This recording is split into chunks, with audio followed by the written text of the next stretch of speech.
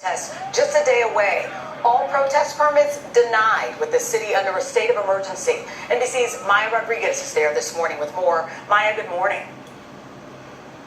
Good morning, Chanel. This is the place where 32-year-old Heather Heyer died last year after a man attending the Unite the Right rally plowed into a group of counter-protesters. They've since renamed the street in her honor. It's just one of many changes that have happened here since then.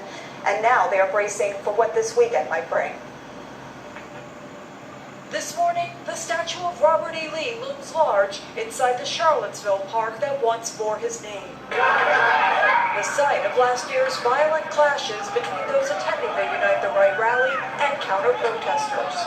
After criticism over how law enforcement handled the protest last year, the city's new chief of police asserting that this year there will not be a repeat. We will not tolerate any forms of violence in the community. Unite the Right organizers planned for a second rally here, but the city of Charlottesville denied their permit. So instead, they now plan to hold an anniversary rally on Sunday in Washington, D.C., at a park across from the White House.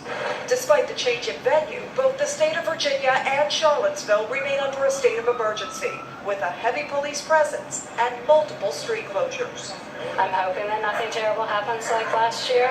Along with Heather Heyer, Virginia State Police Trooper Burt Bates and Lieutenant Jay Cullen also died last year on the day of the protest, after the helicopter they were using to monitor what was going on from the air crashed outside of town.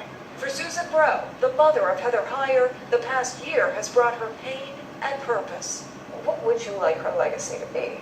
A personal call to action, and that's what Heather would want, is for people to stand up and pay attention.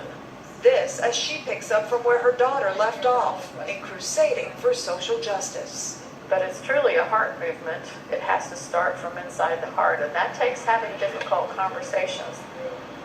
Maya, will the Robert E. Lee statue that was really the focal point of all of this last year stay in the park in Charlottesville?